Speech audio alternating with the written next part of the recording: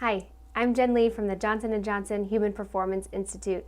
Thanks for joining us on this learning burst where we're going to talk about resilience, a term that's been used so much in 2020 as a way to describe people and groups of people who are overcoming adversity, hardship, challenge. In fact, you may have used it to describe people that you know, maybe our frontline healthcare workers, essential workers, and teachers who all too often this year have had to adapt really quickly and have put others before self.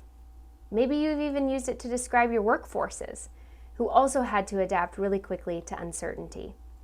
At Johnson & Johnson Human Performance Institute, we believe that resilience is more than a descriptive word, that in fact it's an acquired skill to intentionally recover, adapt, and grow from stress. And in a year filled with uncertainty, worry, greater life demands than perhaps any of us have experienced, it's completely normal to feel stressed, overwhelmed, exhausted, and pushed to your limits. Now, if this is something that you consistently feel, I do recommend seeking help, asking for help, whether that's through a professional or a friend and family. But I also want you to know that these feelings are completely normal. And this is where resilience can become a great tool to help us manage the stress that we're experiencing and even perhaps grow from stress. It's not the only thing, but it can be a great building block. So let's dive in. There's two key building blocks that I want to explore with you today that I feel like for women tend to be the building blocks that we struggle with the most. So the first is shifting our mindset. Not all stress is created equal, nor is all stress bad. And in fact, stress in the appropriate volume, duration, and intensity can actually help us grow. It can help us build capacity. So I invite you to think about this year. Where have you been pushed? What have you learned from this experience? What capacity perhaps have you built as a result of 2020? Are you more compassionate, empathetic? Do you give yourself more grace? Do you give others more grace? Have you developed more patience? All of these things could be a result of what you've experienced in 2020. In addition, it's important when we think about shifting our mindset to recognize the strong mind-body connection when it comes to stress. The typical fight or flight stress response is one that can become overactive when we perceive stress as bad or negative. And the lasting impact of this overactive fight or flight response can take a toll on our physical, emotional, and mental well-being.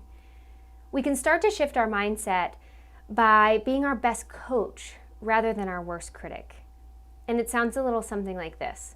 It's hard right now, and I don't know what the end of this truly looks like for me, my family, my community, but I can do hard things, and I feel confident that we'll get through this together. This practice of shifting your mindset can help you decipher between the facts and your assumptions. It can help you understand what you can control, and it gives you the power to respond in a way that's productive to the stress that you're experiencing. Resilience practice number 2, recovery from stress. So if we want any chance for building capacity and growing from stress, we must recover. Because it is in recovery where growth actually occurs. Just like your phone or your laptop, your personal battery needs to be recharged.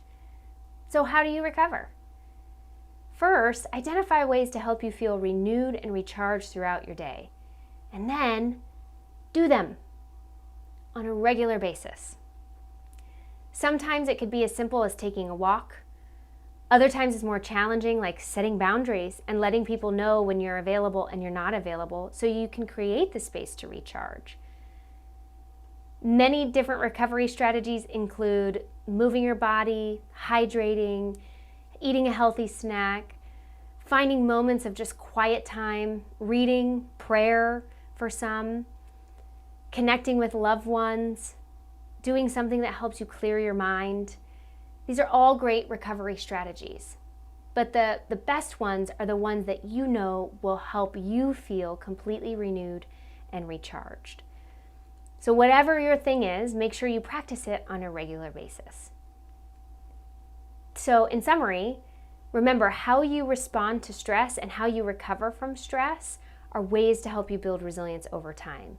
And each day you have the opportunity to practice becoming a little more resilient than you already are.